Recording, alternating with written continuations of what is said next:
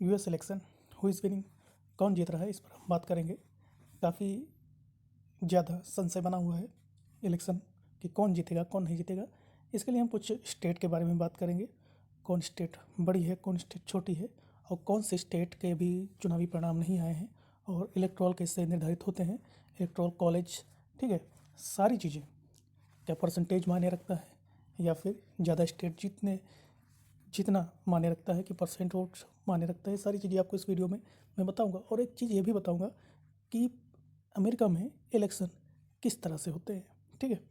तो देखने के लिए अंत तक जरूर देखिएगा वीडियो, ठीक है दोस्तों।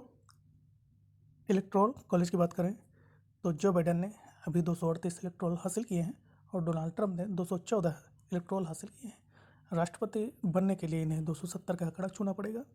देखिए, अगर बात करें तो अमेरिका में कैलिफोर्निया और टेक्सास दो बड़ी स्टेट हैं, ठीक है। टेक्सास की बात करें, कैलिफोर्निया की बात करें तो दोस्तों, जैसे भारत में प्रधानमंत्री बनने के लिए बड़ी स्टेट की ज़रूरत होती है, तो उन स्टेटों की बात करें तो उत्तर प्रदेश सबसे पहले आता है। प्रधानमंत्री भारत का बनने के लिए 80 लोकसभा सीटें हैं। उसी प्रकार कैलिफोर्निया में दोस्तों, ये कैलिफोर्निया आप देख रहे हैं, ये CA लिखा है, ठीक है।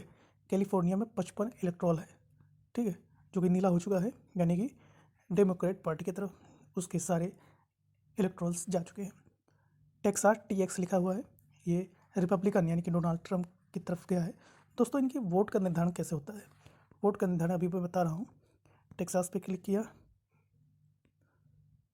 हाँ सॉरी, कैलिफोर्निया पे क्लिक किया तो दोस्तों आप देख रहे होंगे कि जो बाइडेन के 65.2% इन्होंने वहाँ के वोट हासिल किए हैं, जबकि डोनाल्ड ट्रंप ने 32.9% हासिल किए हैं। तो इसमें कुछ सीटें डोनाल्ड ट्रंप की भी होनी चाहिए, कुछ इलेक्टोरल होनी चाहिए, लेकिन ऐसा नहीं होता है। यहाँ पर ये होता है कि जिसका सबसे ज़्यादा परसेंटेज होगा वो पूरा इलेक्टोरल वहाँ के उस पार्टी को चले जाएंगे।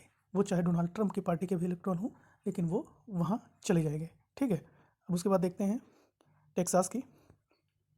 टेक्सास में देखिए, डोनाल्ड ट्रंप के 52.3% हैं और 46.3% जो बाइडेन के हैं, लेकिन सबसे ज़्यादा परसेंटेज डोनाल्ड ट्रंप का है, इसलिए सारा वोट इलेक्टोरल सब कन्वर्ट हो गया रिपब्लिकन पार्टी की तरफ से, ठीक है।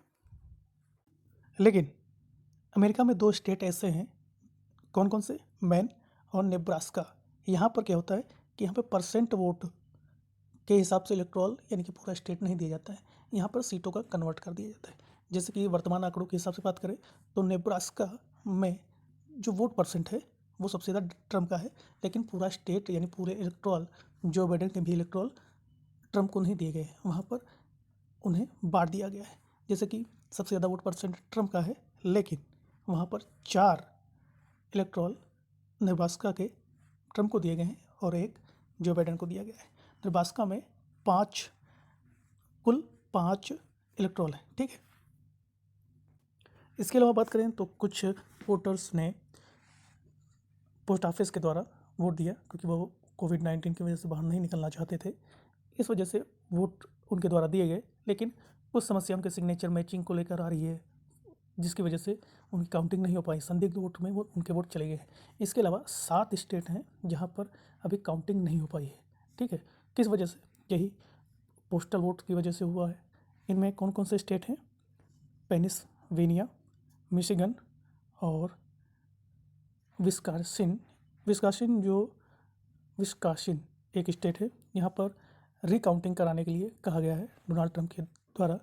उसके बाद बात करते हैं जॉर्जिया, फिर नॉर्थ कैरोलिना, नेवाडा, अलास्का। ये कुछ स्टेट हैं जहाँ पर, लेकिन यहाँ पर होता है कि इनमें जो सबसे ज़्यादा 50 स्टेट में जो सबसे ज़्यादा स्टेट जीतेगा वही प्रेसिडेंट के लिए होगा, लेकिन यहाँ पे वोट परसेंट माने नहीं रखता, जबकि स्टेट आप जीतेंगे तो वहाँ पर वोट परसेंट माने रखता है, ठीक है। अब क्या है, ट्रम्प को लग रहा है कि ये पोस्ट ऑफिस के द्वारा जो पोस्टल के द्वारा वोट दिए गए हैं, मेल वोट्स, इसमें कहीं हद तक जो बाइडेन को बढ़त मिल सकती है। इस वजह से सुप्रीम कोर्ट जा रहे हैं और वहाँ पर क्या है, वहाँ पर सबसे अच्छी चीज़ है कि जो वहाँ के सुप्रीम कोर्ट के जज हैं वो राष्ट्रपति इनकी US प्रेसिडेंट उनको चयनित करता है। इस वजह से उन्हें लगता है कि कुछ सहयोग सुप्रीम कोर्ट की तरफ से उन्हें मिलेगा। बात करें इलेक्टोरल कॉलेज की बात करें तो जिस प्रकार सबसे बड़ा स्टेट होता है आबादी के हिसाब से भारत में लोकसभा सीटों का निर्धारण होता है, उसी प्रकार अमेरिका में भी इलेक्टोरल कॉलेज का निर्धारण उस स्टेट की आबादी के अनुसार होता है। जैसे कि कैलिफोर्निया में सबसे ज़्यादा स्टेट हैं, कैलिफोर्निया में सबसे ज़्यादा आबादी की वजह से 55 इलेक्टोरल है, टेक्सास में 38 इलेक्टोरल है। वैसे कैंसस में अगर कहें तो सबसे कम 6 इलेक्टोरल कह सकते हैं, ठीक है लगभग। नेवाडा में भी 6 इलेक्टोरल है, ठीक है। अलास्का में 3 इलेक्टोरल वोट्स हैं। तो इसी प्रकार आबादी की वजह के निर्धारण से इलेक्टोरल वोटें वहाँ पर निर्धारित की जाती है, ठीक है। दोस्तों काफ़ी चीज़ें हैं ये आने वाले समय में, क्योंकि पोस्टल वोट्स काफ़ी संख्या में हैं, जिसे गिनने में काफ़ी समय लग सकता है।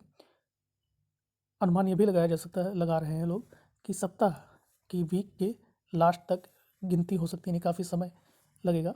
इसमें काफ़ी ज़्यादा फेरबदल होने की संभावना दिखाई जा रही है। दोस्तों आपकी राय क्या है ज़रूर कमेंट के माध्यम से बताइएगा, अपनी राय ज़रूर रखिएगा, ठीक है। और यूएस इलेक्शन